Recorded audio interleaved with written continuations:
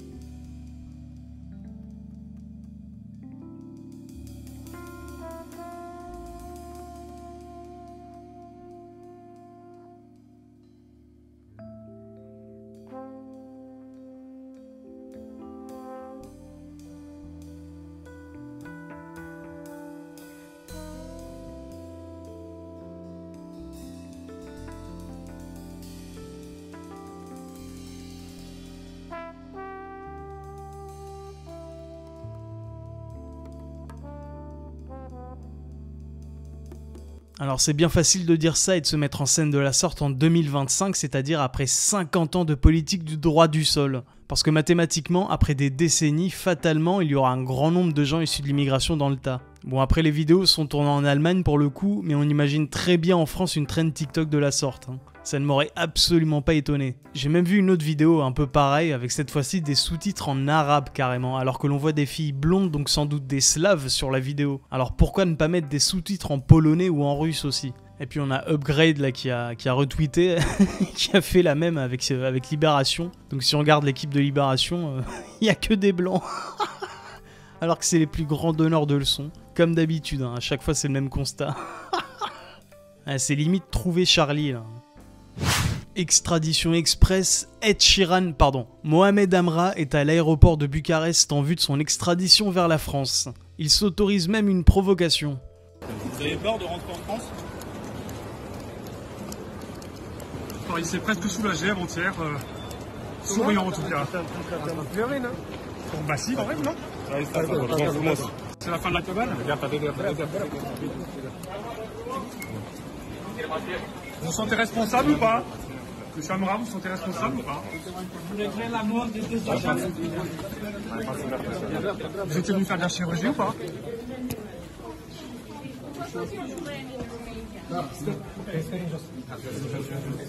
Voilà, donc quand le journaliste avec l'accent certes à couper au couteau lui demande s'il ne regarde pas à cause de la mort des 2 agents de la pénitentiaire, Mohamed Amra lui répond juste « on va pas pleurer hein ».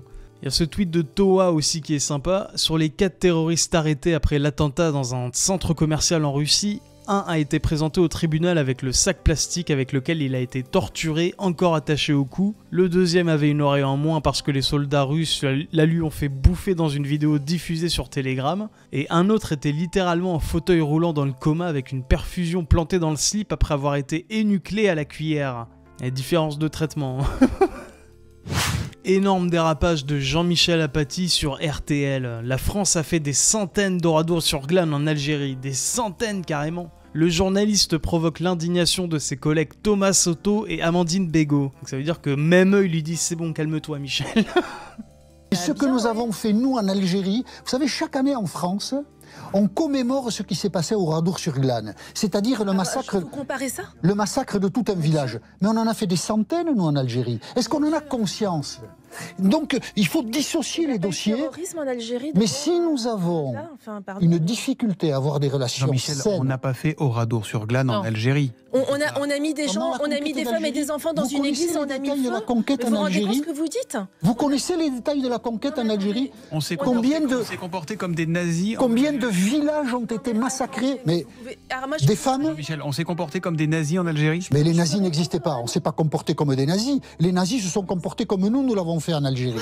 Combien de femmes, combien de femmes, d'enfants, mais... On n'a pas mis des mais vous ne connaissez pas du tout l'histoire de la conquête, de l'Algérie par la France. Donc, vous voyez, mais vous ne la connaissez pas du tout. Vous ne savez pas du tout que les villageois fuyaient les colonnes des soldats français. C'est au peuple français ce que vous venez de faire. C'est horrible de comparer ça au nazisme.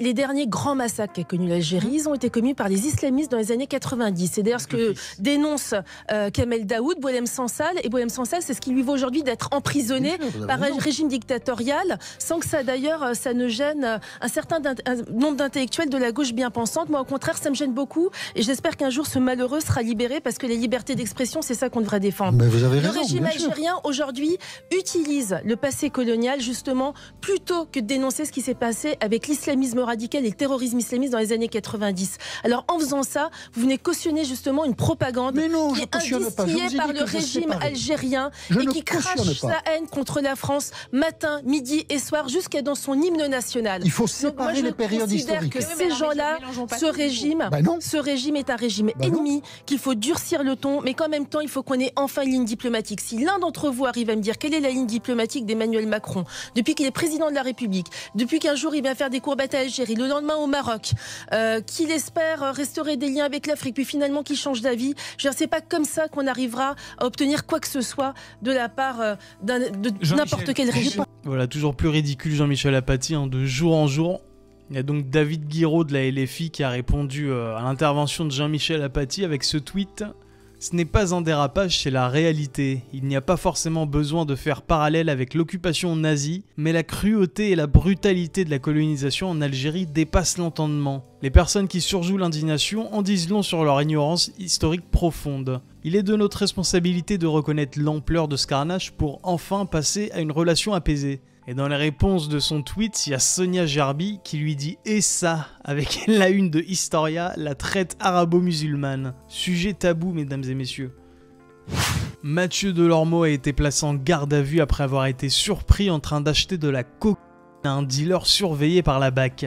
Comme d'habitude, c'est la même rengaine, les personnalités publiques sur les plateaux qui sont les plus donneuses de leçons, comme notre cher Delormeau ici présent, sont souvent les mêmes qui ont des cadavres dans le placard et qui se comportent toujours à l'inverse de leurs leçons de morale. Et la cerise sur le gâteau, c'est quand même cette séquence assez dégoûtante qui a refait surface, parce qu'en effet, Delormeau aurait, selon ses dires à l'époque, montré des films érotico à son neveu de 7 ans pour lui apprendre la sexualité. Mathieu, regardez, voilà, un petit peu de finesse dans ce monde de brut. Ah ben non, je vais vous décevoir parce que je vous avais déjà dit, j'avais fait avec mon neveu, le choc des images, je l'avais passé. Qu'est-ce que t'as fait ? Ben non, mais pour très honnête, j'avais mis sur un lien, mais j'avais vérifié quand même, un lien érotico un peu...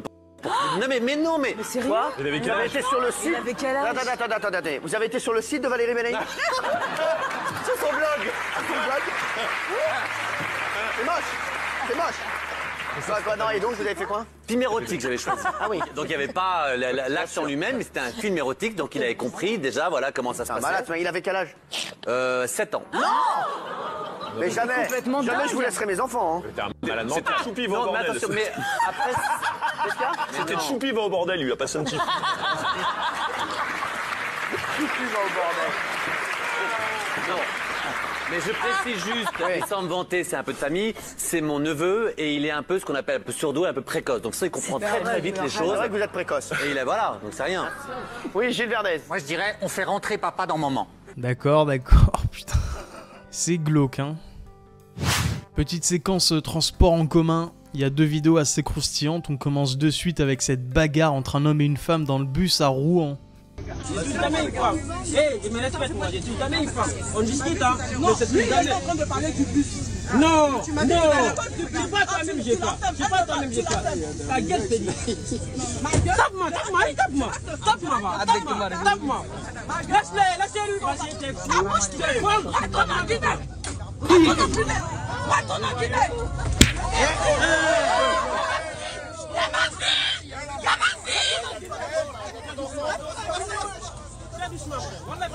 La suite dans la partie 2. La suite dans la partie 2, carrément, c'est... Faut payer pour voir la suite, c'est comme Netflix. On a aussi cet ingénieur en aérodynamisme qui teste la réaction des fluides dans un objet en très haut mouvement, dans le RERD plus précisément. Regardez, c'est magnifique. Voilà, il faut bien se soulager. Hein. Qu'est-ce que vous voulez? De toute façon, le RERD, c'est vraiment un... c'est une réalité à part, c'est une autre dimension.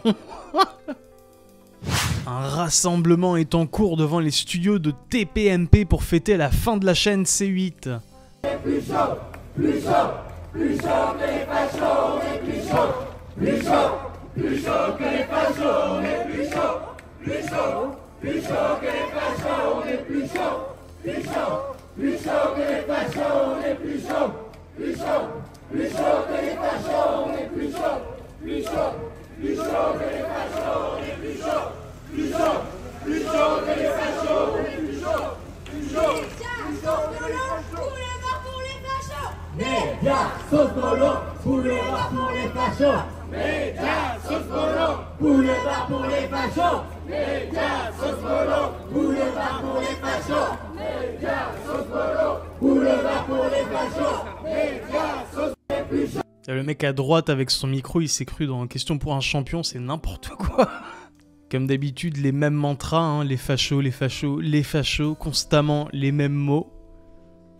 On va finir par cette vidéo, ma foi, très joyeuse. Une attaque dans un train à la gare de Grigny Centre. Celui qui filme, il est mort. Celui qui filme, il est mort.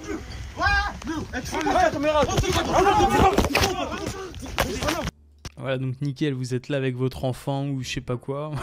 Vous rentrez chez vous. Et là, il y a 6 mecs cagoulés qui rentrent pour tabasser un gars devant vous. Et si vous avez par hasard le malheur au même moment d'avoir votre téléphone dans les mains, ils vous cassent la gueule, bah écoutez, voilà, la France.